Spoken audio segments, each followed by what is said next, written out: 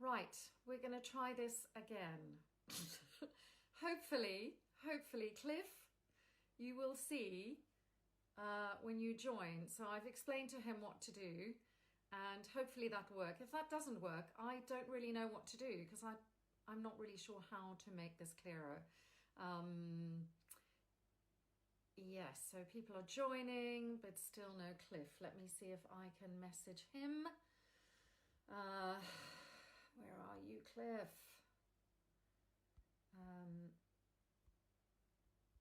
That's so weird. It's not coming up.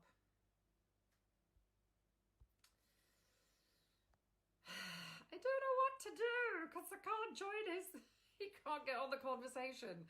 Oh my God, this is a train wreck. And it's such a good interview. Perhaps I'll just do the whole thing and I'll just pretend to be him.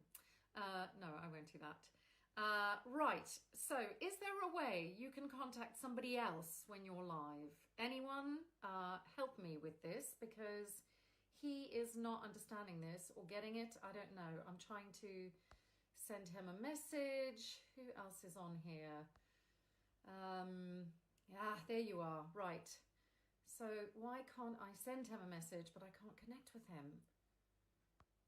Bear with me, guys. I'm going to keep going. I'm going to keep trying this. I have a feeling that his settings are locked or something because he's coming up that he's on here, but when I try and go live with him, that's not happening. So what we may do, if that works, I might have to go through his Instagram and then I'll join in. Yes, that's what somebody's suggesting. Somebody sent a question. Hopefully it's a, can Cliff start a live and then send a request? Well, I'm not hopeful. He says he's here. You can hear me. Great. So hang on. I'm going to try. Oh, it won't. I want to go live with you. There you go. Wait, it's going to work. I think it's going to work. I might be connecting with you. Oh my God. Yeah. Every week. I think it's becoming my signature. I don't know. I think it's something to do with the UK. It's definitely nothing to do with the USA because we're perfect. I don't think so, mate. Because we know we tried this yesterday and it worked perfectly. So I'm just getting into my computer here. Hello and welcome. Thank you. Good to be here. How lovely. What's going on with the book, Archie? I'm trying to look like Ethel Fugard. Well, I see. Very renowned playwright, South African playwright, for those who aren't familiar with that. And a book Archie is Afrikaans for a goatee. No, just trying something different, just having fun. I like it. I like it a lot. Well, welcome to Hathor's Hosts. We finally got here. As I said, it's becoming my my sort of signature thing, I think, that every week I can't connect with my guests. But we got here in the end. Hi, Neil. And that's the most important thing. So because we only get an hour, it's 10 past now, I'm going to jump straight on in. Yeah. I'm going to minimize these comments here so I can see your beautiful face. So I'm going to start kind of when your parents have arrived in the United Kingdom and they've left South Africa due to the political turmoil and the climate at the time, apartheid, and you've come to London and you are an outstanding swimmer at this stage of your life. How old are you at this point? 15. 15. So outstanding swimmer. You, I was going to say audition. That's not the right word for a swimmer, is it? You do the time trials for the Olympic Games. So to cut it short, so I arrived there when I was 15 years old. Yes, I had to find a school. I had to find a swimming coach who was going to get me to the Olympics. That was my dream. Of course, being with my parents, we found the right guy in Barnet Copthall out near Edgware where I lived. And I joined his squad purely as to train with him. He was the 1976 Women's Olympic coach. So he was a very renowned coach in the UK. And I thought, okay, cool. If I'm going to get there, this is going to be a good guy to be with. So 3 years later, I qualified at the time trials. They have lots of short course competitions and long course competitions and Olympic trials. And I swam the Olympic trials and my times qualified me for the 84 Olympics. Right. So after that stage, then we started looking into universities in the United States for me to get 4 years of swim training in the United States because that was the best thing I could do. Right. And you were in fact awarded 2 scholarships to 2 different universities. And Yes. then you did something rather impulsive. And I wanted to start here because basically what Cliff decided to do, he was literally in the middle of a training session and he got out of the pool and went, I'm done.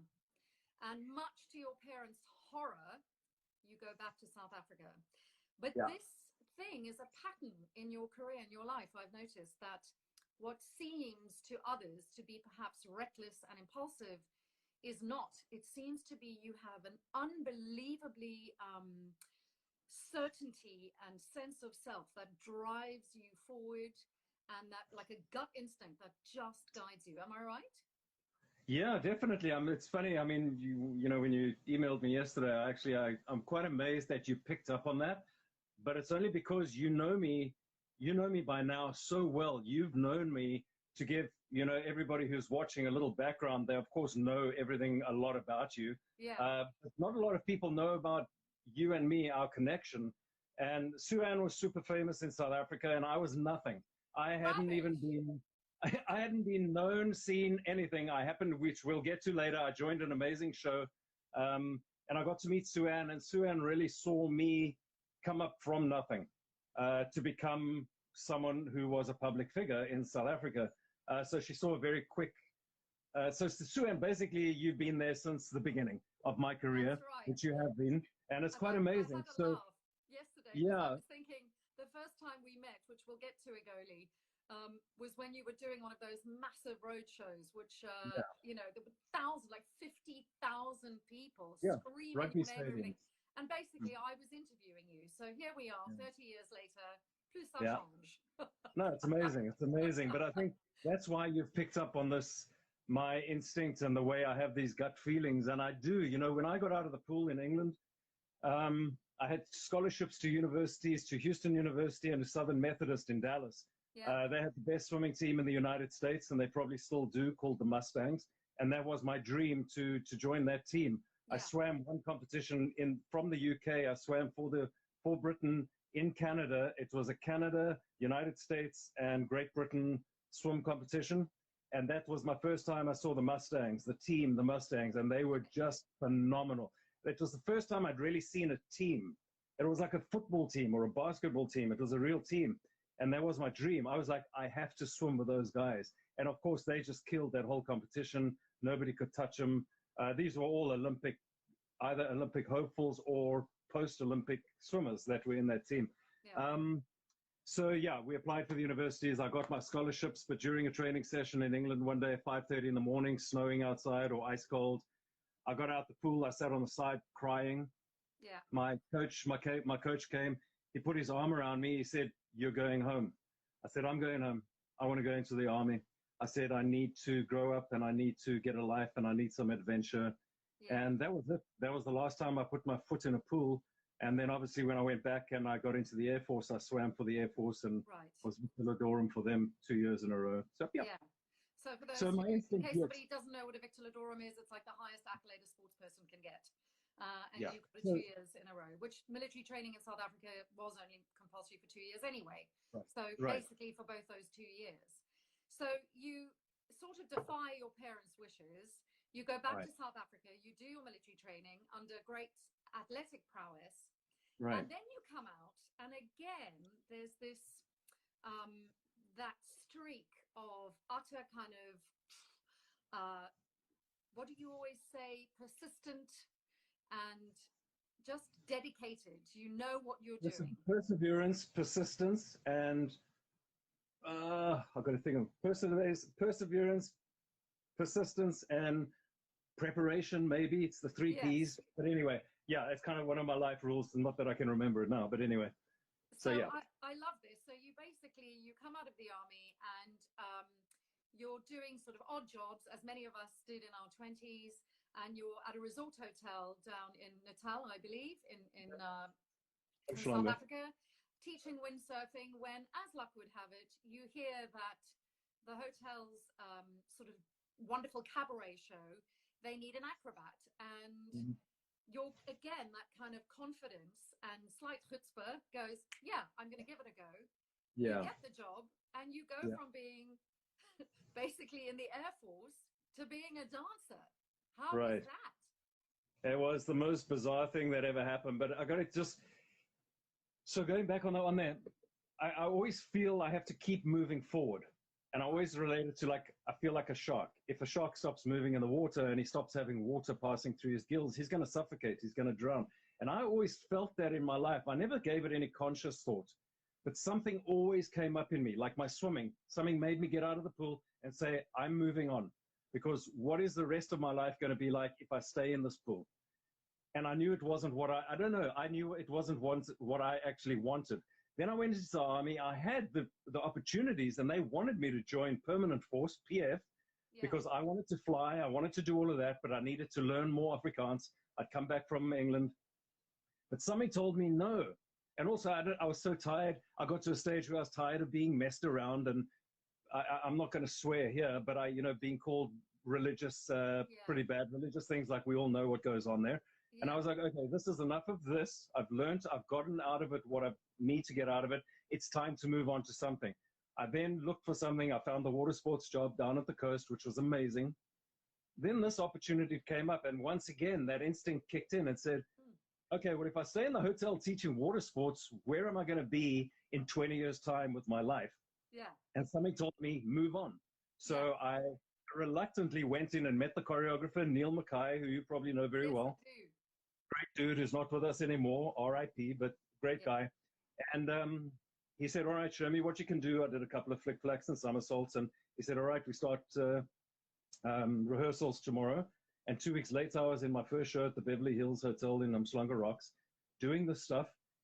And it was the weirdest feeling, because even I asked myself, how did I just really finished the Air Force. I was like, how did I get from wearing an Air Force uniform with eagles, and now I'm on stage in front of people and they're clapping for me? I didn't know.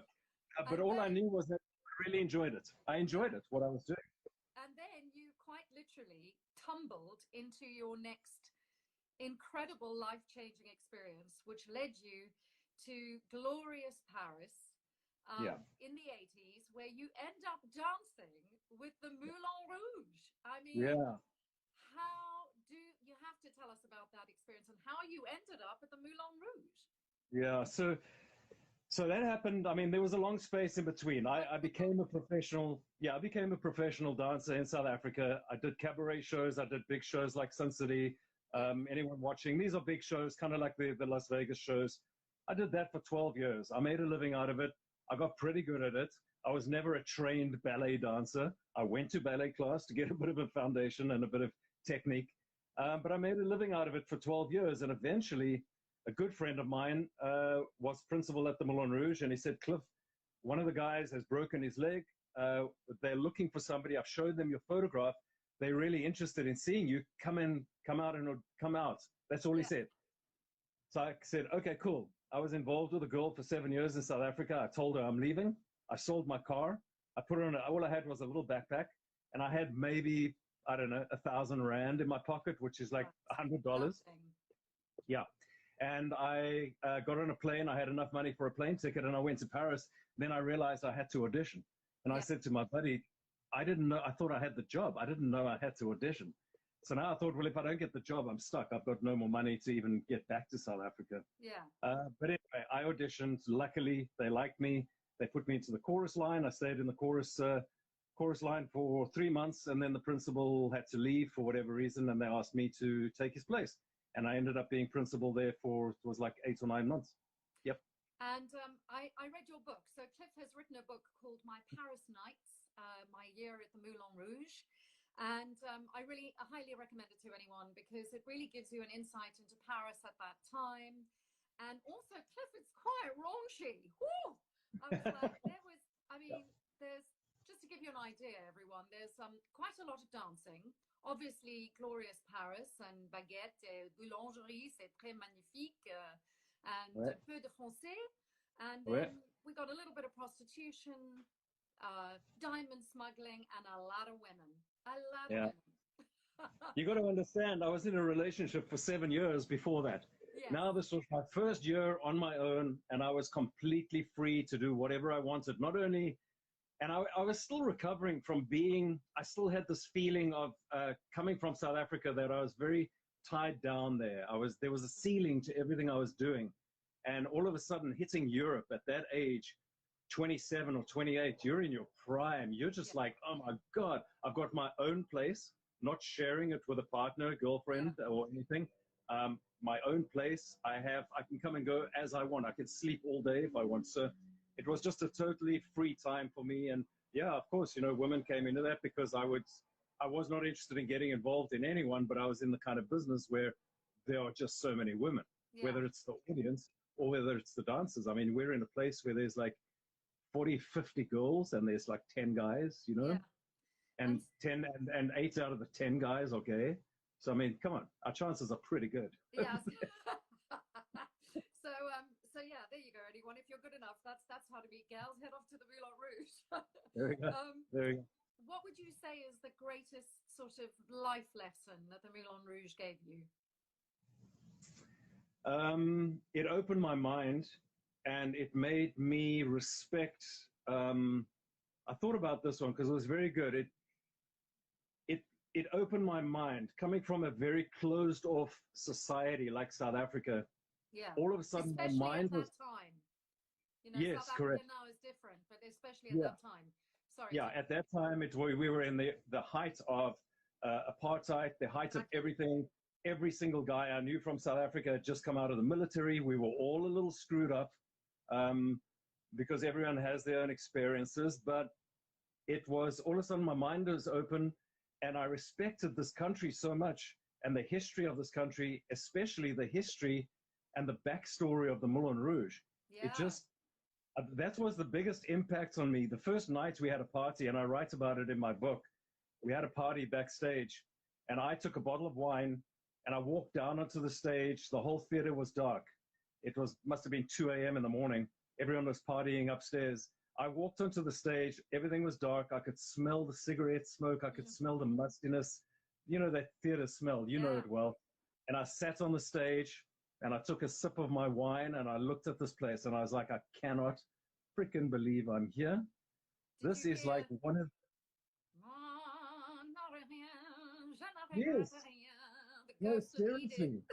You can hear it. It's like emanating out of the velvet curtains and out of the walls, and you can feel there's this, not in a creepy way, but there's this ghostly presence in this place that was just so mind-blowing. And so that was the biggest of it. I all of a sudden felt like I'd grown up, not as a man, as a human being. Yeah.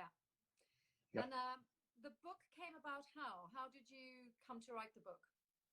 So the book, I've always on and off been a personal trainer, one-on-one training with people, personal fitness training, that kind of thing. And even when I was on Stargate, I was training people because, number one, I enjoyed it. I would train myself. A very good friend of mine here in LA had a private training gym, John Park. His father was the very famous Reg Park, who inspired Arnold Schwarzenegger to become a bodybuilder.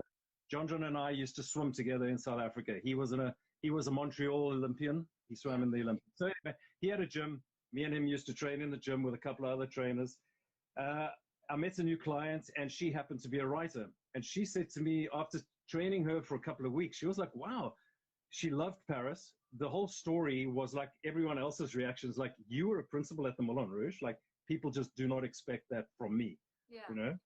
Such a boykie. Like, exactly. So she says, like, you really got to write the story. I said, I have no idea how to do this. She said, listen, I want to partner with you on this, and I will help you get it done. So I said, okay. And so I just started writing down all things that had happened to me, instances that I remember, excuse me.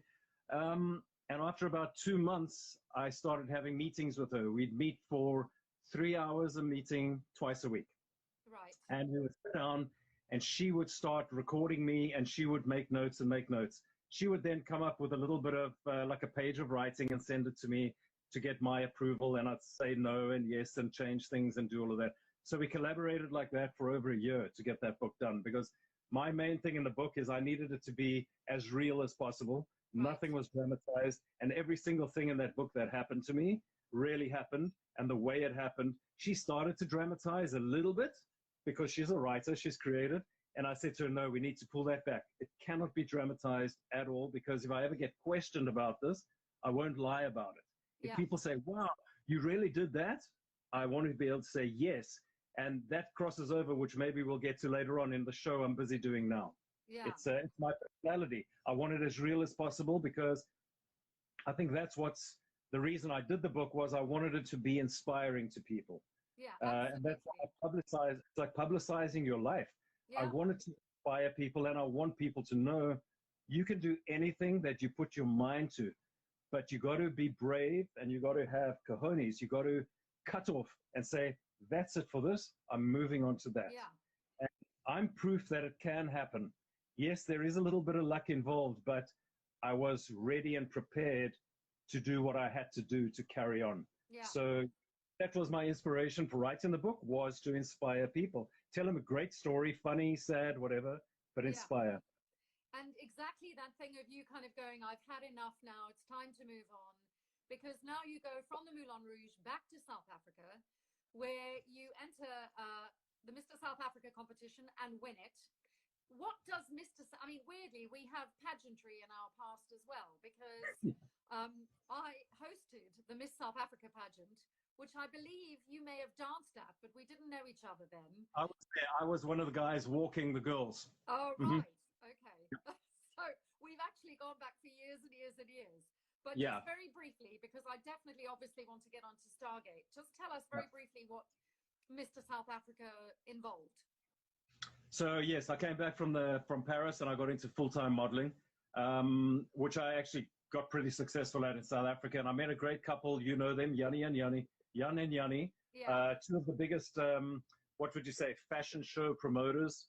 And I would start doing a lot of fashion shows with them. And also because I could do acrobatics and flick-flacks, we brought a different thing into a fashion show. Besides having a normal fashion show, I'd come down the ramp doing flick-flacks. People, it was kind of grace at that time. Jan and Yanni actually pushed me to, hey, there's a Mr. South Africa competition. You should enter this. I think I'd entered a Mr. Rosebank before, because my mom used to work for the Rosebank Gazette. And she said, hey, look, there's this competition, great prizes, free trip to Mauritius and whatever, just enter it. And I entered it and I won.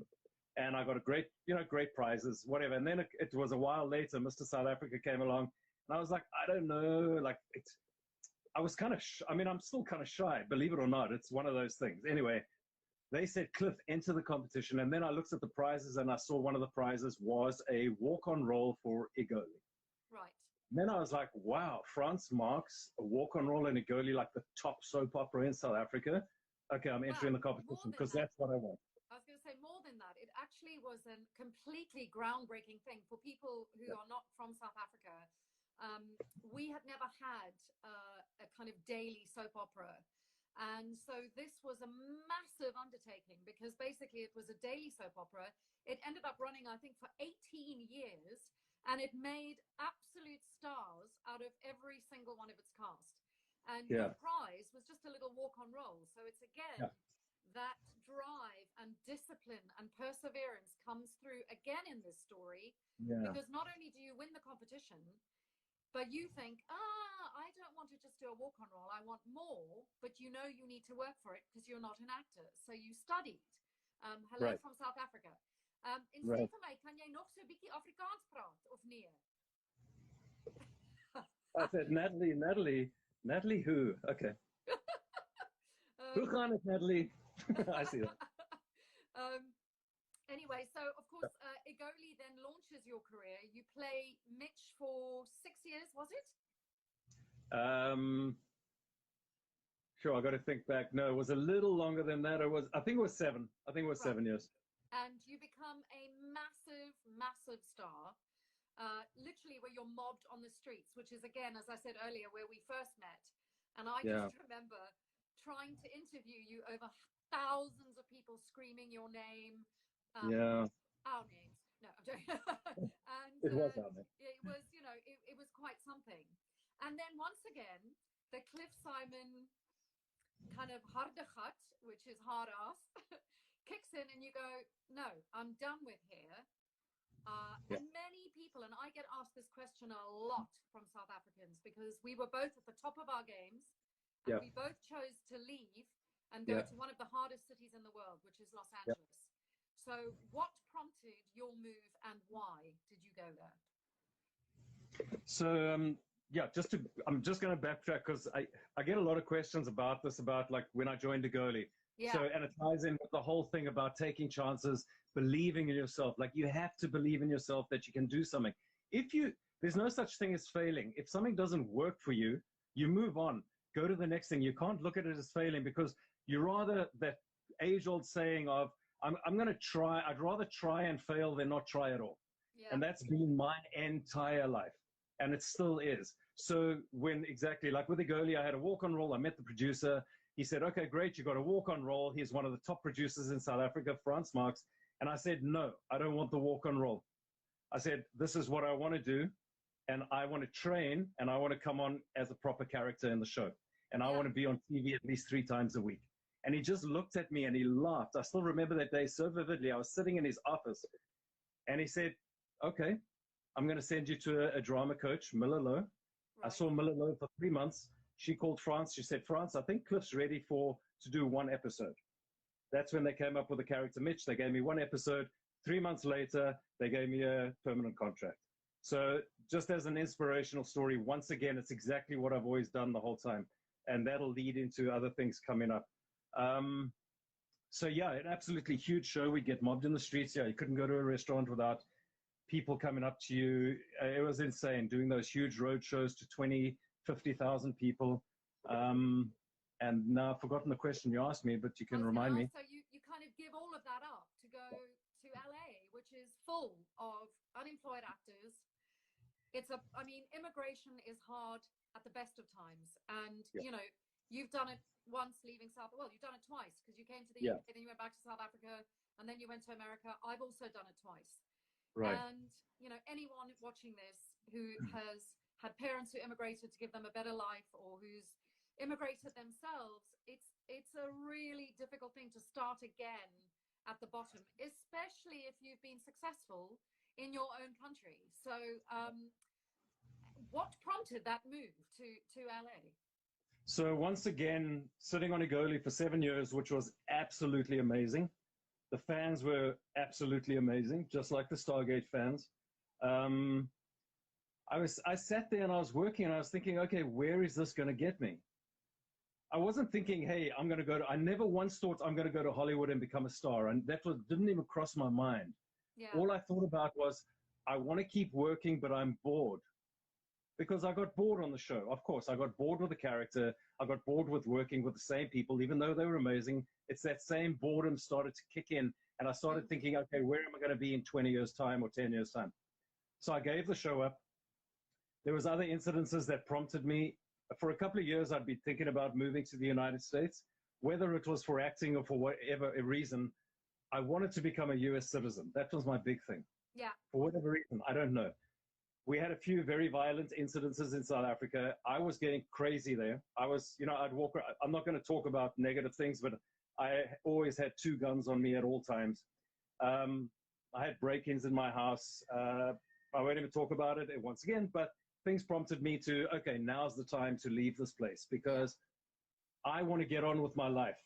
I hope this country comes right, but unfortunately, I only have one life. I don't have kids. It's going to be easier for me. I can leave now with my wife, and that was it. I've got a cousin in South Africa, in San Diego, who is an immigration attorney. Contacted him. I said, I want to apply for a green card. I want to do this properly. Paid him $5,000, and a year later, I got my green card, and my wife and I emigrated to the United States. Gave everything up in South Africa, like you're talking about. I had $18,000 in my pocket. $18,000, and I came to Los Angeles, one of the most expensive cities in the world. Now I had to buy a car for me. I had to buy my wife a car. Yeah. I had no agents. I had no contacts. I had nothing. Yeah.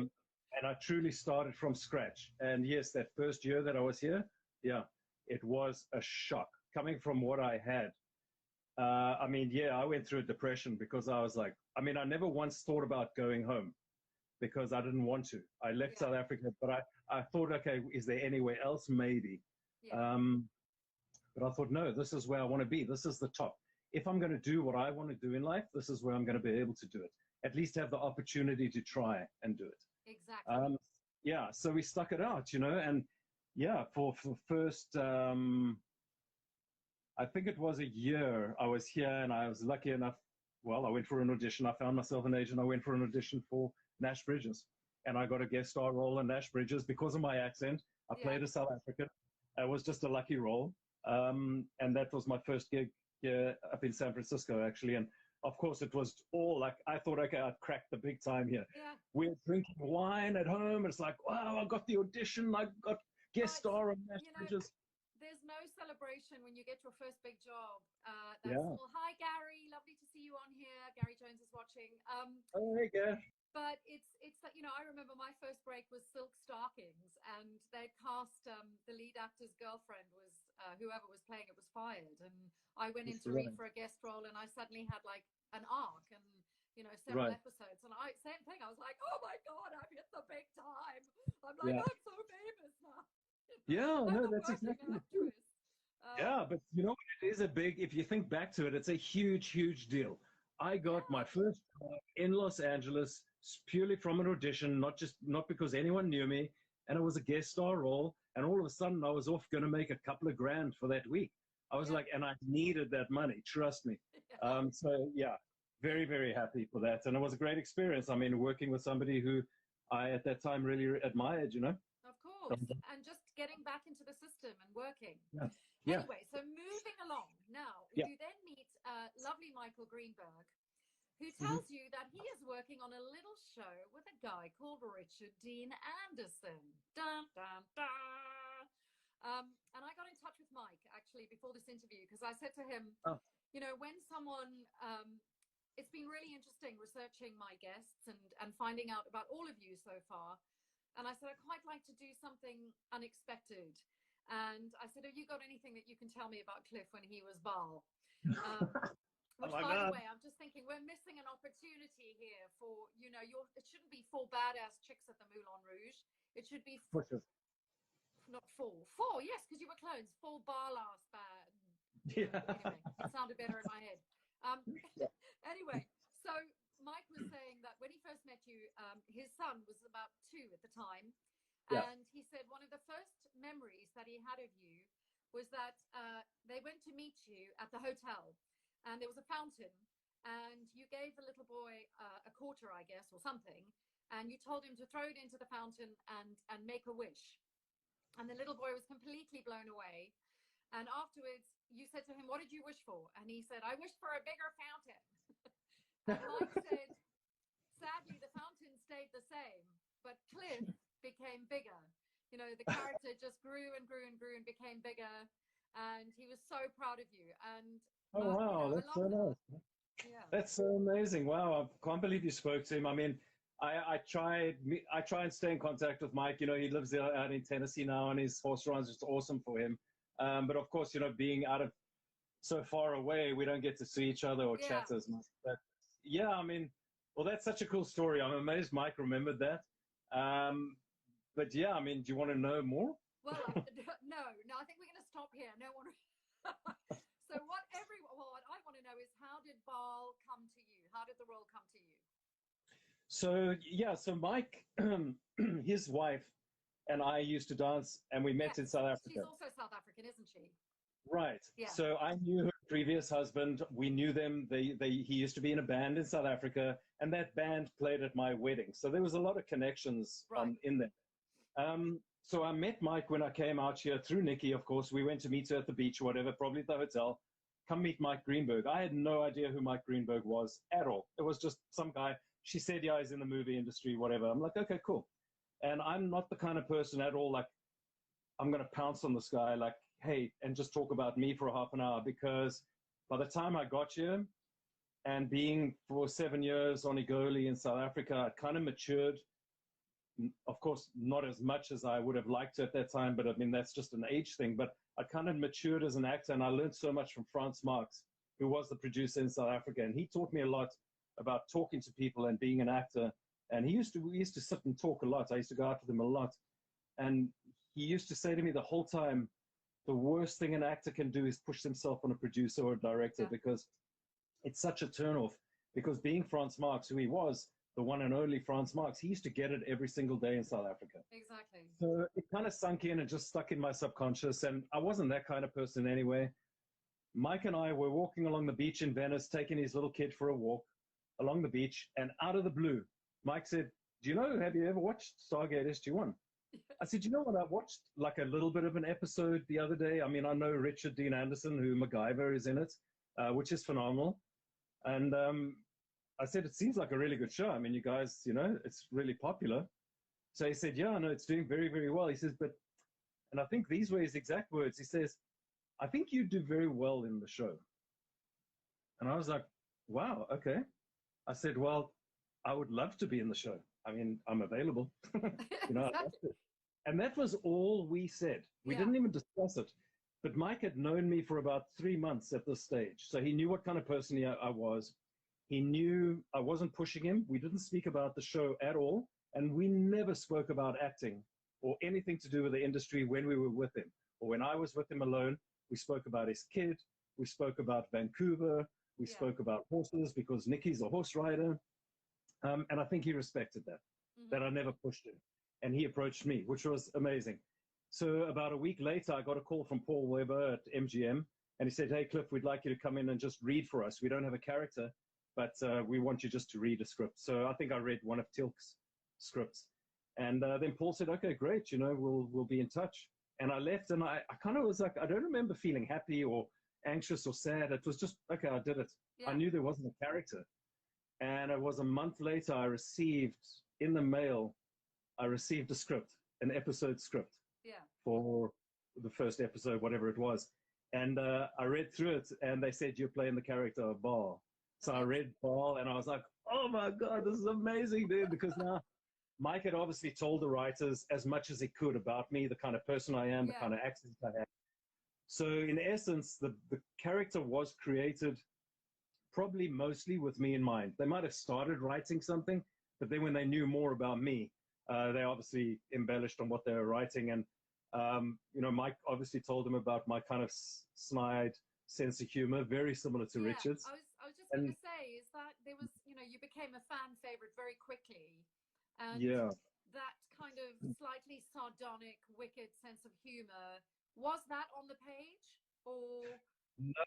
No, it wasn't. It started off, the first and second episodes I were in was just very straight. And I could see the way they'd written it. They didn't put any kind of personality to it because they didn't know who they were dealing with. But then the first episode, which all the fans know about, every convention I've spoken about this, Osiris came through the sliding doors. All the system lords were sitting, all trying to be ultra tough and ultra cool. And she came in through the doors and I took one look at her and it just was purely instinctive. Once again, I slid down in my chair. I crossed my legs. I did this on my face. And I looked at her up and down because she had legs that went all the way up to her neck. And I just looked at her like a guy looking at a woman who's appreciating what he's seeing. And I heard like a little gasp kind of noise coming from behind the camera. And I know that was Martin. I know it was Martin because they didn't expect that because we were trying to be like, we're system lords, we're tough and whatever. In that instant, I decided I'm going to play this guy as a human being, as a funny guy, and it just worked. It could have gone either way. We walked out of the studio and I walked out with Martin and with Mike, and Martin said to me, don't worry, you're coming back. And that made me feel really good. So that's how that whole situation worked. So it's not that Mike Greenberg put in a good word for me for the show. I didn't really audition. I just read for them. But it was up to me to now prove Mike right, because Mike took such a chance. If I completely balls the whole thing up or acted like a complete arsehole on set, his name would have been completely messed up, and I couldn't do that. So I really wanted to just be at my best, and that somehow gave me the confidence to do that with the character and really take charge of the character. And for the first time in my life, I decided I'm going to do what I want to do on screen and not just what the director or the writer's telling me to do.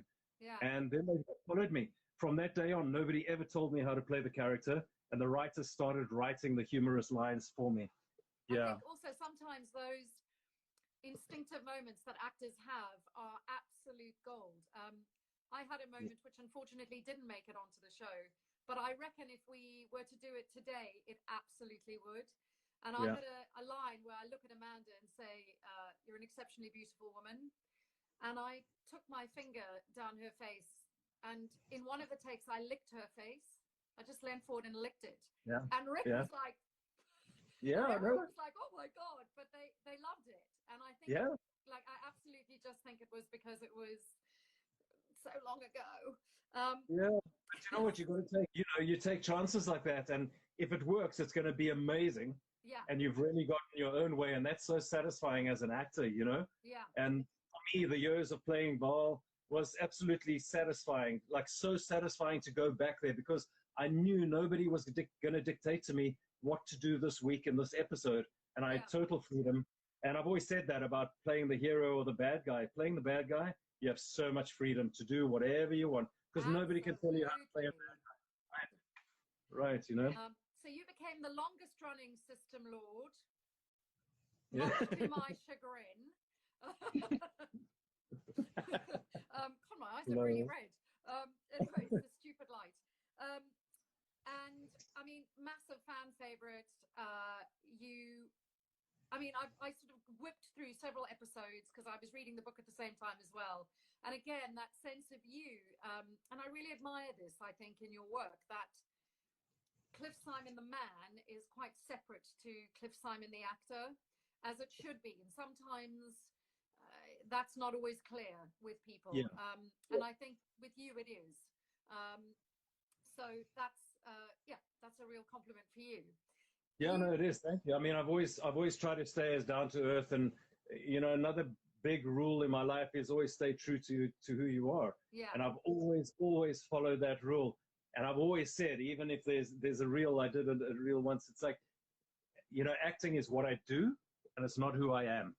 I don't believe anyone on this earth should be defined by what they do to make money or make a living, because the person behind that is so different. Like, there's a ton. I mean, so many celebrities here get such a bad rap.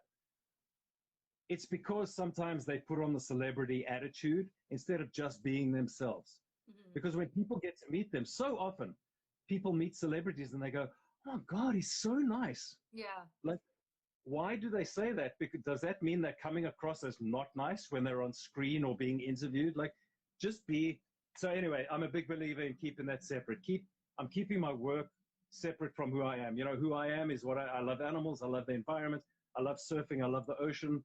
That's what I do to relax. If I could live and make a living off that, I probably would do that. You know what I mean?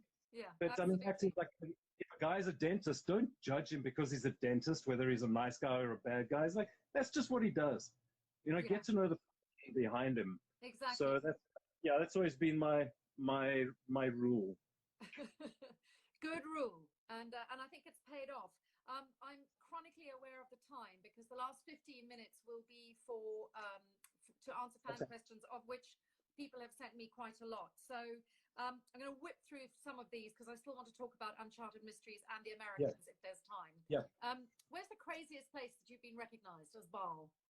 Okay, I have to tell you, because it's very funny. I'm glad you asked that, because only probably 2-3 months ago, before this whole lockdown started, I was with my wife at Italy in LA. Italy, for those of you who don't know, it's a huge indoor, mainly Italian-based market. You can buy cheeses, breads.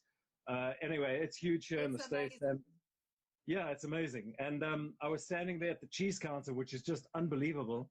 And my wife was there, and her sister and the kids. There was a whole bunch of us, and they were looking at the cheese and deciding what to get and cutting pieces and tasting it.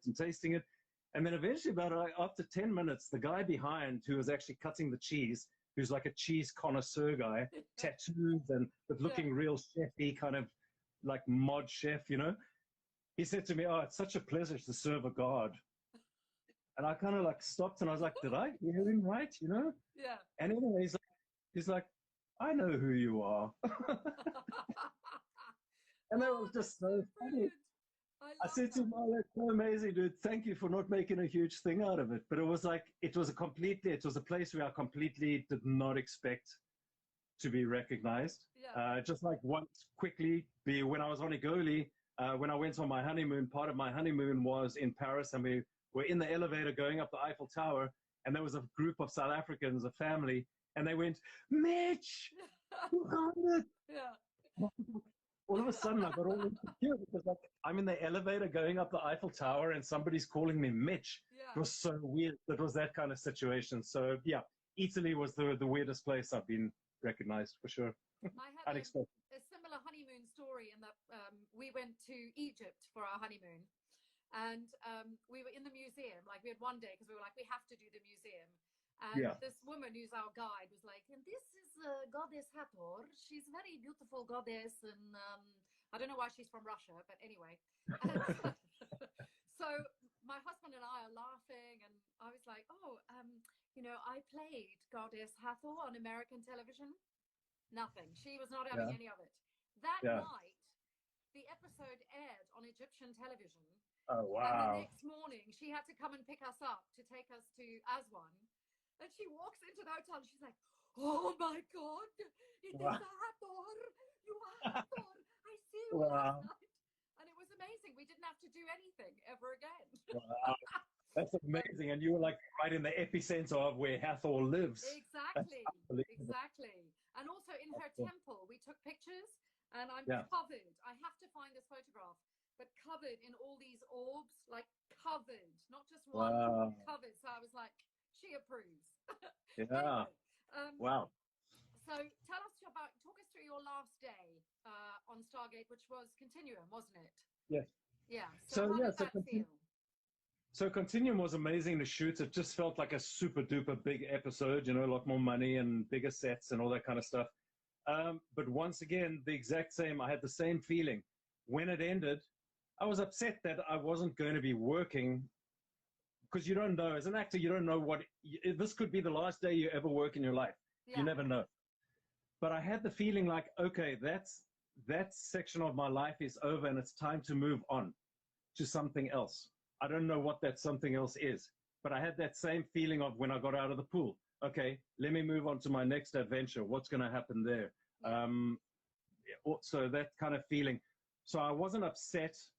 I wasn't sad. I was kind of excited about, okay, where is all this going to lead to now? Yeah. All these, my time on Stargate, what's that going to lead to? Is it going to help me with other stuff and down the road, which it has, obviously. So yeah, I wasn't sad. I thought it was the right time. And I was, without a doubt, any show that lasts 10 seasons, super successful, and that's the right time to end it. It has to end. A lot of people in the industry don't understand it. It has to end.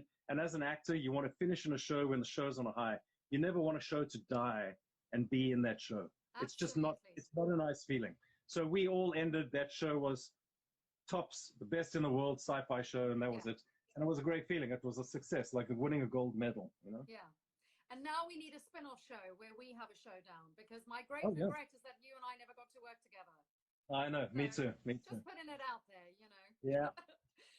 Right, we're going to have to cover your last two jobs in like 3 minutes. So I want to very briefly just talk about The Americans, because it's such an amazing show and you're really fantastic in it. What was that experience like working with Matthew Rhys and the amazing Kerry Russell? All right, it was amazing. But now I'm hoping, I know Paul McGillian was retweeting us. Paulie, I hope you're watching. I can't see the writing because I don't have glasses on. But it was all thanks to Paul. It was all thanks to Paulie, because I was in New York City. My wife was there doing some kind of conference, so I went along. And I got a text message from Paul. Hey, Paul, hey, Cliff, the Americans are casting for a character that's perfect for you. He plays a Mossad agent. He knew I'm Jewish. He knows I've got family in Israel. He knows, like, I'm very into, I mean, I won't go on about what my family or my brother-in-laws do, but I know that whole world. So I called my agent. I said, get me into the audition. I'm right here in New York now. I just don't have photographs. I don't have anything. Within 10 minutes, she called me back. She said, Cliff, they want to see you now. So I walked to like 10 blocks to wherever the casting area was. I was so relaxed because I didn't really know. I walked in. I'm like, hey, guys, how you doing? Sorry, I don't have any photographs. I have nothing with me. Yeah. I'm just in New York for a couple of days. No, it's fine. Let's do the scene. And you know what? I did that scene. It was like, it just was perfect. Yeah. I did the scene. I did the part of the scene was where I was tied up and I was talking with Matthew. And we just had that real low, slow conversation about me being Mossad and what it's like to live as a life as a spy. And we did that scene, and it felt so friggin' amazing. I think because I was so relaxed, like, yeah, I probably won't get this anyway, but let me try. And I got the job, and it was unbelievable. So I came back to LA, packed my suitcase really, and moved back to New York for a couple of weeks to go and shoot. Matthew was unbelievable, and Kerry, just the most down-to-earth, amazing friggin' people, because they are so accomplished. And I was blown away. I walked on set, and they were just like, hey, how you doing? Come sit down. None of this like, we're sitting over here, you go sit over there. They just pulled me in. So I was sitting with them and the producers and everyone from Joe Weisberg, the creator of the show, Joel Fields, the other producer. They would all just sit around with us on set because that was the vibe. And, you know, Joe Weisberg, all the stories on The Americans were real stories taken from his experiences. Unbelievable experience, the most professional, one of the most professional shows I've ever worked on. And definitely the most, I won't say the most, but probably, I mean, yeah, for people of that level, Kerry Russell and Matthew Reese, unbelievable people, and probably some of the best people I'm going to work with in my life. Well, it's really well worth watching both episodes, but particularly the one where you are sort of chained up and have that fantastic duologue. I could talk about that more, but I haven't got time. So that brings us neatly onto Uncharted Mysteries, which the last time I actually physically saw you, you had just completed filming all 6 episodes, which is aired here in the United Kingdom on the History Channel, and it's fantastic. Thank you. I remember you saying to me, this is probably your best job ever because it's the closest fit to you as kind of as a man. It combines all your all your skills and passions. So tell us how that came about. Okay, so first of all, I met Robin Keats, the creator of the show, about 5 years ago. And just to, well, let me go back a little bit. So this is one of the spin-offs of being on Stargate. Yes, I got recognized for having been in the United States pretty relatively short amount of time. I'd been wanting to do some kind of reality show like that. I'd written a lot of things, which I still have on my computer, never really got past that. But Robin Keats approached me. His wife does a show called Pitbulls and Parolees, which a lot of people might know of. Very successful, like 10-season reality show, helping prisoners using pit bulls and all that kind of stuff. Now, her husband, Robin Keats, is the creator of my show.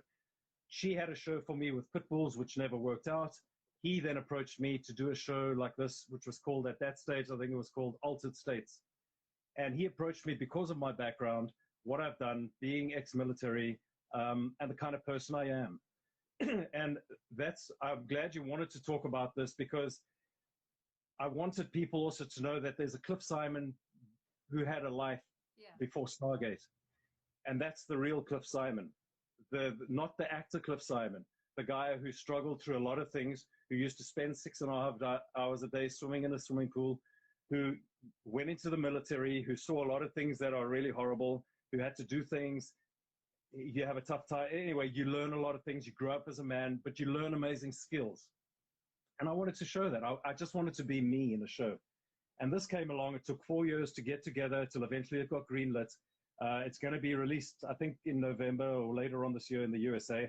I don't want to say right now the channel that it's going to be on because they didn't really want us to say because anything can change. But it's going to air this year. Hopefully we get a season 2 the beginning of next year. But it's a show that I wanted to do and just show who I am. Everything that happens in the show is real. There are no special effects in that show. What we saw, what the camera saw is what we saw. There's certain sounds that happen. Those are things that really happen to us. I know you had one of your questions about the scariest things. I was in North Carolina at 3 a.m. in the morning with a whole bunch of people, and we heard growling, like very, very close to us. And we kind of moved slowly away, and we got tracked back to the cars. So everything they're hearing and seeing is real. My big thing on the show with Robin was that nothing is going to be staged in the show. That's why people will see we're not going to make up a creature. We're not going to show a flash of Sasquatch running across the camera because that's not what happened. And people are savvy to that. We also didn't want to pretend I'm on my own in the wild because the audience are too sophisticated for us. It's been done. It's crappy. I bring, later on in the episodes, I bring my crew into it. We're not trying to hide the fact that I have 3 or 4 guys with me. But these are adventurous guys. If I climb a mountain, they climb with me. If I go across the river, they go with me. If I have to go underwater, they go with me. These are tough, tough dudes who, they scuba dive. They're like specialist adventure cameramen. Yeah. They will go rock climbing with somebody and filming. So that's what's phenomenal. So, you know, I just wanted people to know that that's Cliff. And it's an important thing because people are going to say, oh, yeah, but like, you know, what was that? I just want everyone to know that being the real person that I think I am and that I've always portrayed, I needed that to come across in my show. Yeah. So nothing is generated, and everything that the audience experiences seeing is what we actually experience in that show. And some of it's freaking frightening. Yeah. So because we take the time, we go out to extremely remote places to get to where these things have happened. The people I'm talking to and interviewing on the show are the real people that these things happen to, and they believe it happened. My whole take on the show is like, okay, I want to see things, I want to experience things, but if it doesn't happen, it doesn't happen. I'm just a guy, an adventurer who has certain skills that I can survive out there if I have to. I can take care of myself, but I also want to prove things scientifically. If we can't prove it scientifically, then let's talk to people. Let's see what they're thinking. I'm not biased anyway. I'm not biased against somebody who said they saw an alien coming out of Mount Shasta. If that's what you saw, that's what you saw. I go out and try and see that alien for myself. That's all. Very remote, very adventurous. I mean, there's places that, you know, we hike for 3-4 hours to get to places, and we've been through some dicey areas, like where I wished I had a couple of guns on me. But anyway, so an amazing show. So thank you to Robin. Yeah, he saw all of this, and, you know, we got a great show, I think, and we'll see after it airs in the USA. And I really urge everyone, if you haven't watched it yet, to please watch it. It's outstandingly good. I love the Brown Mountain Lights. Well, and I remember us at dinner, you were talking about it, and Jacqueline Samuda and Peter Williams and I, we were like, tell us more, tell us more. Oh, no, you know, the Brown Mountain Lights, quickly, it's a real thing. It's a real thing. I've already had a few people saying that, oh, it's been doctored, the pictures. No. I saw your when we were there filming, all the people don't know if it's a geographical, atmospheric thing or if it's a paranormal thing, but that's what I'm there for. What I saw, what the camera saw, is what we saw. The sun had set and we saw the lights. There are no roads in that area. No. There's nothing. You can't get there. I hiked to try and get close to that area, which was freaking frightening. But that's what it is. It's there. Yeah. It's a well-known fact. You can go there, and if the conditions are right with the humidity and the time of day, you will see the North Carolina Brown Mountain Lights. It's not a myth. It's a real thing. My thing was that, are these lights paranormal, and are they communicating animals on the ground?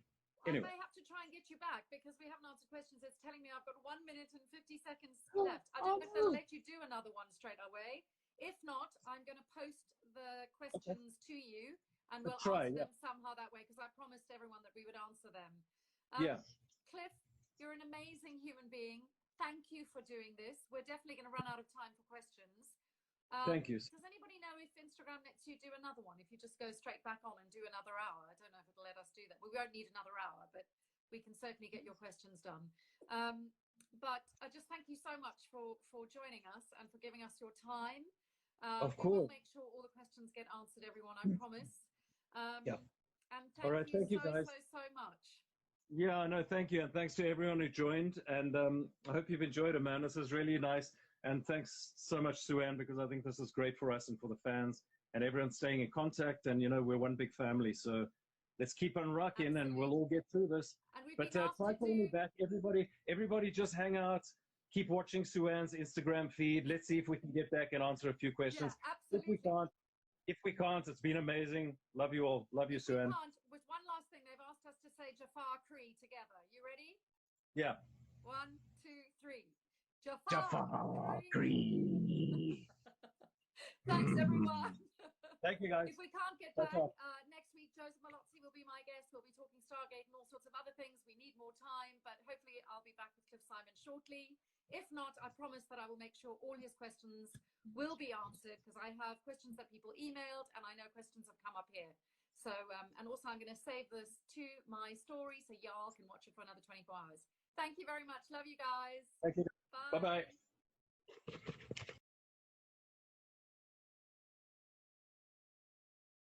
Oh, it's let me go live again. So that's good. Hopefully people are still watching. This way we can at least try and get some questions answered. I've, of course, just got to try and get Cliff back on the line. That's going to be challenging. Cliff, when you're ready, join the conversation, and hopefully I will be able to get your questions answered. God, the biggest challenge of these things is getting the bloody questions on, connecting to the guests. Right, Cliff, are you there? Are you there? Oh God, I can't even remember how I did it last time. Go live with, yes, Cliff Simon. Yes, waiting for Cliff. This is fantastic. So that's a sneaky little thing. That's a sort my own. Yes. All right, let's get some questions going. Yeah. Okay. So I'm going to start with the questions that were emailed to me. First question is, when will Uncharted Mysteries be airing in Australia? I have no idea about that, sorry, and it might not be called Uncharted Mysteries. The actual name of the show is Into the Unknown. Right. For whatever reason, History Channel in the UK decided to call it Uncharted Mysteries. It's kind of like the way they will rename a car because it appeals to that culture for whatever reason. Yeah. I don't know when it's airing in Australia. I only will know when it's airing in the USA and Canada. But just keep watching your local kind of your Discovery channels or Travel Channel or History Channel. You will definitely see a lot of advertising for it before it airs. The second question, I think you sort of answered really, which is, will there be a second series of Into the Unknown, which you don't know yet? But are there any mysteries that you want to pursue personally? Oh yeah, no, there's plenty. I mean, put it this way, I think it's looking, obviously this whole lockdown has messed things up. So I'm kind of glad it didn't start airing in the USA and a decision wasn't made to go for season 2, because we wouldn't have been able to shoot it anyway. So it's kind of good that everything was delayed a little bit. On the positive side, they have taken the second option for me, which means that the production company wants to do a second season, but it's up to the network now. Okay. So if we do the second season, they'll make a decision very soon after it's aired in the USA. Okay. And if the dream destination for you, what would be a dream destination for you to go to? To Africa. I want to go to the Skeleton Coast. I want to go to Swakopmund and the whole down Walvis Bay area through the old diamond mining areas. But another great episode which could happen would be down in Mexico to scuba dive the cenotes and go down. There's actual bones and things left from the Incas down there, because in those days, when people used to die, they used to throw them down the cenotes, and they just used to sink down to the bottom or get sucked out into the ocean. So there's a lot of things to go see. That'll be extremely taxing. We're going to be scuba diving, but it's going to be really interesting. So I know that's on the cards, and maybe some really cool places up in Canada, up in the Northwestern Territories, like really way out there. Cool. I look forward to it. Yeah. How many bones have you broken? How many bones? I have never, believe it or not, I have never broken a bone unintentionally, by mistake. Never happened. I had 2 broken wrists, but that was surgically broken because of all my acrobatics. I had to get pins put in them. That was all fixed up, but I've never actually broken a bone. Wow. Yeah. Oh, God. Yeah. Touch wood. No. Somebody's saying, do you have any advice for actors starting out in their career? I do have a lot of advice. It's like you hear the normal advice, like don't do it. Don't leave your day job. You know what? Do it. I'm going to say do it, because there's no more exciting job and no more better job on this earth than acting, whether it's theatrical acting, television, movies. When you're working, it's the best job in the world. When you're not working, it's the worst job in the world. Yeah. But there's nothing more satisfying. And if you find that that's your calling and you have something, you feel you're being pulled in that direction, do it. Like I said, you've got nothing to lose. And you know what? You never want to be my age one day thinking, you know what, I should have tried it because maybe it would have worked. Absolutely. And I always say to people as well, exactly exactly that. If you want to do it, now's the time to do it. If Right. you're starting out, just be brave. And if it doesn't work, Yeah. it doesn't work. But at Yeah. least you tried it, you know? Yeah, but just be brave. That's it. How did you get into rescue dogs? When I came out from South Africa, I brought 2 bull terriers with me.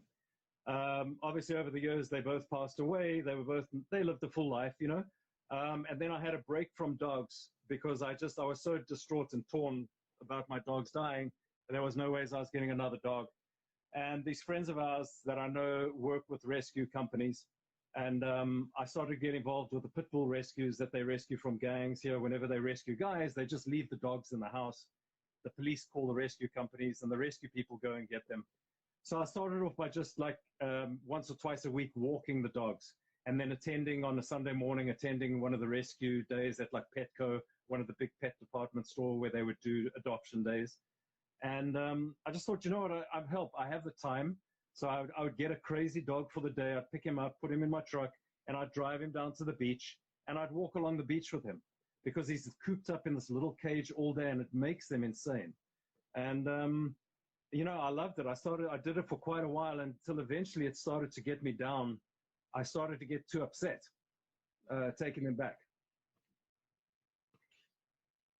I can't talk about it. Sorry. Oh. And then anyway, one sec. Then eventually I got my own rescue dog, and you know, she lived a long life, and she died last year, unfortunately. But that's how I got involved with them. I just thought it was very important. And it was out of control at one stage, but the rescues now, I've really got a good handle on it.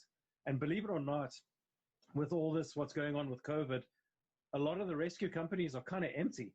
People have fostered so many dogs because, number one, the staff have had to be less at the adoption agencies, and people have really stood up and gone to foster a dog for a month or 2 months until things calm down and they can go back, or hopefully the people will just keep them, you know, as a rescue.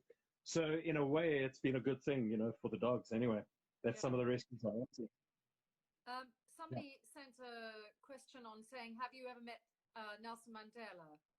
I guess this is for both of us because we're both South African. I didn't, unfortunately. I would love to have met him, but I never got the opportunity. I was very lucky enough. Yeah, I did. Wow. And I met him at an event at that Mnet, the station I used to work for, hosted, and it was incredible. He really was one of the rare ones that had presence and a twinkle in his eye, just phenomenal. Absolutely phenomenal. Madiba, exactly.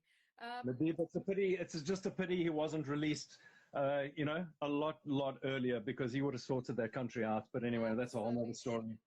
Absolutely. This question is, if you could work with any actor in the world, alive or dead, apart from the lovely Miss Braun, and that's a quote, who would it be and why? Thank you for that question, whoever that was. You ruined my answer. Of course I was going to say Suanne Braun. Of course. Well, we have to make this happen. We've never actually worked theatrically together, believe it or not. Unless you count our corridor escapades. Yeah. We'll redo that. You know what? I really want to work with guys like Al Pacino and Robert De Niro. To me, those are just like, they're just men, man, and they are just at the top of their game. I do not regard them as celebrities. I do not. They just. I can't even explain. They're the epitome of acting from a man's point of view. Yeah. They just do the job, and they just do it so well. So those two guys, if I could work with Al Pacino or Rob De Niro, I would say I've reached the top of my career. And that's got nothing to do with money. That's not got nothing to do with, okay, well, now I've got $20 million in the bank. I'm set for life. I would be like, I've worked with two of the best actors in the world. I'm done. What else is there for me out there? Yeah. You know, that kind of would be my attitude, really. I'm going to jump to the questions here. I know there's somebody waiting with a question, and I've got a few more here. But this question has come up twice now, which is your favorite fan experience. Geez. I don't know. I don't know what to read into that. I don't know. I mean, every convention I have done, there's been some strange, weird things happen, or and they've all but 99% of the time, it's all very good experiences from people and being with people and the feedback I've gotten. I don't know. I could never really say which was the best experience or who was the best fan I've ever met. I just think all of you are freaking crazy and amazing and like just really enjoyable to be around. And yes, at conventions, when we take a break, we need a break because you guys are mad, but in a very good way, in a good way. You know what I mean? It's just your energy and everything is so amazing. And that's why we have to take breaks because it's draining, you know? But so supportive, and the Stargate love is amazing. Yeah. A question that was emailed is, how good would a spin-off series be about Baal, and what would his origin story be?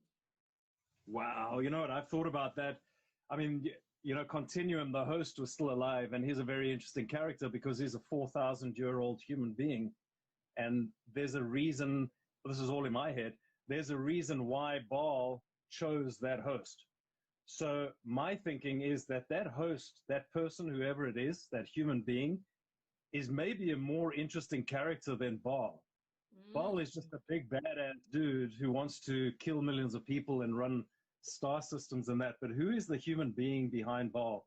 And I believe that the host body will have memories of that symbiote being inside of them. So he will have memories of what Baal did and what Baal saw, and maybe things about what he spoke behind people's backs, or when he thought he was in you know, had privacy, what he did.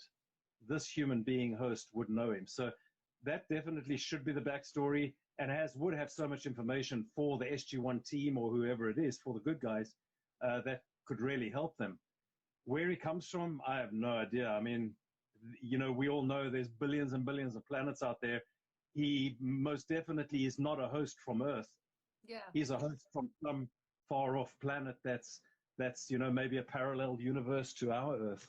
That's what I think. So I wouldn't. Almost like a prequel, you know. Yeah, but a very interesting character for sure. What is the one item you miss from South Africa?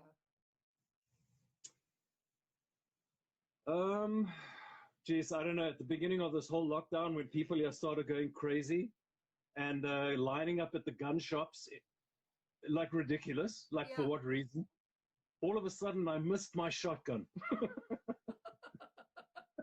Because I was thinking, these crazy people are running out to buy guns because they think the end of the world has come. I don't have a gun. No, I'm just joking. You can't shoot at a virus. Shoot no, exactly. Exactly. One item, maybe my original motorcycle I had there. I had a brand new original Kawasaki ZX-11. It was the first Kawasaki Ram Air motorcycle. It was phenomenal. Loved that bike. And I used to park it right outside my front door. Amazing. Yep. So some of these have already been answered because somebody's asked again about the favorite destination for Into the Unknown. Okay. But I think, I don't know if they mean the favorite destination that you've already visited, because we haven't answered that. Maybe you could do that. No. So my favorite destination I visited, you know what, I love them all. But I would say my most interesting destination was Louisiana. Went to towns like Lafayette, and we went really deep into the Chafalaya swamp on the boats, alligators everywhere in the middle of the night. Louisiana is a crazy, crazy place. The guys I met, unbelievable guys who were like our fixers, who would organize it. The one guy who was like my personal guy, Jeff, unbelievable guy. I love him. He kept me laughing. But I wouldn't want to, and if he's watching this, he'll understand. I wouldn't want to meet him in a dark alley at night, put it that way. Yeah. I was at one stage, I was in the water, and there was a snake, a water moccasin, eating a fish right near me. And my director's like, do you want to get out the water? I'm like, let's just wait. Jeff goes and gets my machete because he now wants to kill the snake. Yeah. I'm like, no. We're not killing animals on my show, dude. We're not killing. I'm not a hunter. I don't want dead animals on my show. Even if it's a bear, like, we're not going to kill anything. He wanted to kill it. But like Louisiana, most interesting people, the Cajun people, unbelievable. Yeah. From a different planet. Yeah. Yep. Amazing. I went to a wedding in Narlands once. Yeah. And also very like deeply, deeply atmospheric, and you know, that Yeah. moss that hangs off the trees, and the Cajun and the voodoo and I remember going to this wedding, and there was this woman who was extraordinary. She must have been she looked about 150. She looked like a vampire. And she was sort of standing in the corner having a cigarette. And she looked me up and down, and she was like, am I right in understanding that you're an African? Yeah. And I was like, Crazy, huh? yes, I'm South African. And she was like, Yeah. because y'all whiter than the driven snow. Right. So Amazing. somebody's asked, would Hathor have been a good queen for Baal? Sure, of I think course. so. Yeah. It's not Without too a doubt. late, darling. It's not too late. Not too late. We're going to have the prequel, don't worry. Exactly. Somebody's saying, please tell us about, I don't know how you pronounce it, Almethea? Oh, Almethea. Well, I'm so glad we got extra time, because that's an important one. Yeah. You know what? I'm not mad about talking about things that haven't happened, because in this industry, it's kind of like it doesn't exist until I'm on set. And I also don't want to jinx.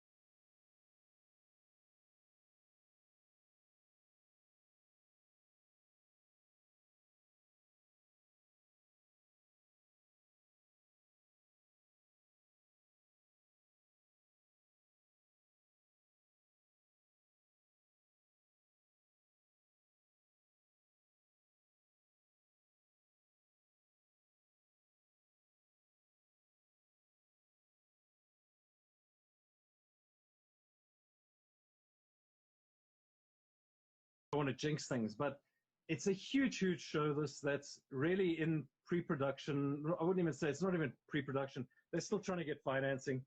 Almethea is a fantasy film trilogy film series. 3 books. AJ Coots is the writer of the books. They're in Australia. I went out last year to promote the first book. I think he's already started on the second book now. My character is called Greypaw. He is like an Obi-Wan Kenobi character. He trains the young warrior to fight off the evil demons. It's a fantasy movie. Like I said, I have 2 huge wolves that I can conjure up, a black one and a white one, and I can actually ride on them. So it's that kind of movie. He's always topless. He's got wolf paw prints tattooed. Yeah, he's got wolf paw prints tattooed across his body. He's got long hair. Maybe that's why subconsciously I'm growing all of this. I just want to be like, he's going to be that kind of character. They're hoping to get started shooting with us in 2021, and I really hope it happens. I mean, like I said, we never know, but it is a great, great project, and I'm behind them with it. I've expressed interest in playing the role. I'm helping them with publicity. They can use my name to raise financing, but it's big. It's $50 million budgets and stuff. So these are major movies. Is it based on a comic strip or on a previous incarnation, or is it an original piece? Or no, it's an original piece. Oh, amazing. Yep. Yeah. So there's that, and then there's another which you might not know of called, along with the same producer, Lynn Santa, who's in Australia. She has another project called Land of the Free, which is about canned, illegal. Well, I wouldn't even say illegal. It's about hunting in South Africa. Her, Meryl Harrison, who was the chief SPCA officer for Zimbabwe, and Tippi Hedren, who runs a lion sanctuary up here north of, who everyone knows from the Alfred Hitchcock's The Birds. And Lynn Santa actually set up a kind of an undercover shoot back in 2000, where they got some special force guys from England or Australia to go with them to South Africa and film all the illegal hunting going on. Wow. So we're hoping to make a movie out of this. I play with the special force guy who takes them there and who goes in as a hunter and films everything undercover. So that's another big project that we're hoping to get going, called Land of the Free. Because we're trying to expose all these idiots who are these, go out there and pay money for lions, and it's just wrong. And the days of that are gone. The sports hunting for, big 5 trophy, like trophy hunting. Other hunting's fine. People go out and they hunt deer and they eat the buck and that's fine. They do that all over the United States. I don't have a problem with. We got a problem with trophy hunting. Yeah, like, exactly. For what? You're killing a lion that's just about dead anyway, that's been drugged. It's like, for what? Own ego? Like, those days are gone. We're not living in the 18th century anymore. Anyway, those are the two projects. Question, how have you managed to retain your South African accent? I haven't retained my South African accent. I just didn't try hard enough to do an American accent. No, you know what? I think it comes from, there's been certain auditions I've gone to with the American accent, which is fine, but I've just retained that being myself thing. And you know what? A producer here once said to me, he said, Cliff, why do you want to try and become an American actor and compete with 100,000 other guys? When you go in for an audition, people will immediately lean forward and go, where are you from? Yeah. So already you're making a difference. You're a little bit unique. Take, for instance, Jason Momoa. Jason goes in for an audition with all dudes, and the guy's standing at 6'3" or 6'5", looking like he does. He makes an impression. Yeah. So it's the kind of the same thing when you go in there with an accent that's a little different, and you can do the job. I'm not saying like any, they like the accent. The accent works for bad guys, bad guy roles, which I've always played, which is fine by me, that doesn't matter. But yes, I do admit not speaking with an American accent as much as I should have. I've lost out on a lot of auditions, but the work that I have got has been memorable work. People have remembered it. Even it might be less, but it means more, and it means more to me. Right. I'm not I'm not the boy next door. I am not the Tom Cruise guy. Like, I would never get that kind of work, even if I spoke with an American accent. So it hasn't bothered me that much. It bothers my agents and my manager more than it bothers me. Yeah. For anyone joining right now, just to let you know, because somebody's just sent a question saying, what? Have I missed something? Why are you asking questions now? Yes, this is the second live. We've managed to do two. I think the other one was too long to save to my story. So it's gone. I've saved it to Instagram TV, which I've never used before, but it will be up on YouTube tomorrow. And I will be launching a YouTube channel specifically with all the interviews, so you guys can go back and watch them all anytime you like. We're going to have to wrap up shortly because I have to go to bed and have a very early start. But question that's come up several times, and maybe we'll make this our penultimate question, because I want to ask you one last question. The question that's come up is, what was your favorite moment? I think it's for both of us. Favorite moment on Stargate. I'll let you go first. Cheers. That's also a difficult one. My favorite moments with everything to do with Stargate was when I'd receive an episodic script in the mail. I know I'm going up to Vancouver next week for 2 weeks to shoot. Just knowing I was working on the show was amazing. I never knew from episode to episode that I was coming back. I didn't have any kind of 10-episode deal. I didn't have any kind of deal like that. It was every time I said goodbye to Chris and Amanda and all of those guys, I didn't know if I'd see them again. Yeah. So seriously, the best moment for me on Stargate was every time I got that call. Okay, Cliff, you're back next week. The whole show was just amazing, very professional, slick, family. I never felt like an outsider guest star. Every time I went back, I felt like part of the family, and I felt like a regular cast member. That's how all these amazing guys, cast, crew, production, everyone made me feel. And the first people we would always see our wardrobe. That's the first person you go in and see, and it would always be big hugs and big kisses and how are you? We've missed you. So the whole show as a whole was my favorite thing. Yeah. I have to concur with that, because I think just also the warmth of the cast. I was completely greeted and treated equally. I mean, I did have one comedy moment where the character's meant to be this exceptionally beautiful woman, and the very first time anybody ever saw me, I had half my head in curlers, because they couldn't decide if they wanted to use my own hair, which is curly. Right. Which I would show you, but I tried to cut my own hair, so this is my lockdown look, because my hair is a disaster. Anyway, so I was in curlers, I had no makeup on, and I was in a dressing gown, and they were like, this is the woman playing Hathor, the most beautiful woman, and I was like... Yeah. But everybody was so lovely. Yeah. And also going through the gate was kind of cool, just like on a kind Yeah. of tech thing, just like going.